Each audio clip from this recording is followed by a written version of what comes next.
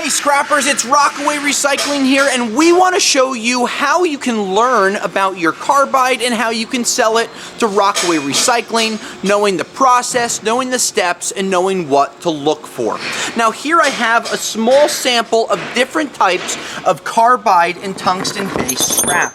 Now you can see all these bits here, and I have a magnet, and these magnets will have a very slight pull, but you can see they don't have a hard stick to any of these pieces. I can easily put them over and pull them away. That's one of the telltale signs that you have carbide and not high-speed steel, because of the small amount of either nickel or iron inside of the carbide.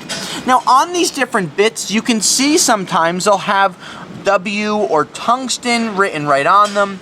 This one just has the manufacturer and the part number, but some of these other ones you'll be able to see real big writing, and many times they'll have something like W or T written on them to show you that they're carbide.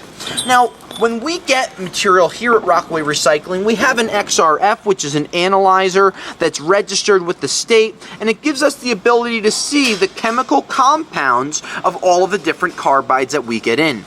Now I'm going to show you what would happen. I'm going to take this die cut, I'm going to put it on, and we're going to shoot it and analyze it with this machine. Now right off the bat, it's pulling up all of these different traces of materials, and when you look at it when it's over, what will happen is it'll give you an idea of the chemical makeup of this entire piece. Now here it is, we finished. We see a small amount of lead, chromium, copper, which is not as important as scrolling to the bottom and seeing cobalt, and W, that's the symbolic term for tungsten, the periodic table of elements, W equals tungsten. Now you have a small amounts of other material, but the big one to look for is that tungsten level of 84%. Let's test a couple more pieces. This is a normal drill bit. These are generally worth a little less money because of the process that it takes to break them down, but when you use the analyzer and you go about doing it, you can see right off the bat it came up with that term tungsten carbide, and on the bottom you'll be able to see W for tungsten at almost 90%, and cobalt making up the balance. Some of these other traces could just be residue on top of the different pieces of carbide.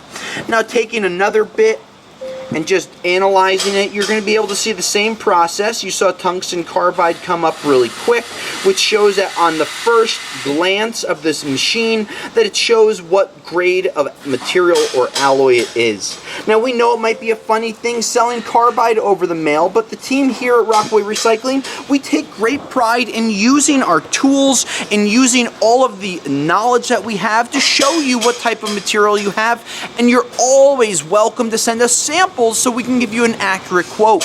When you have a lot of material, we want to be able to pay for the shipping with a free prepaid label that provides you a tracking number and just gives you better ability to know where your material is and to know that it's always insured for the quoted value once it gets weighed at your local UPS facility.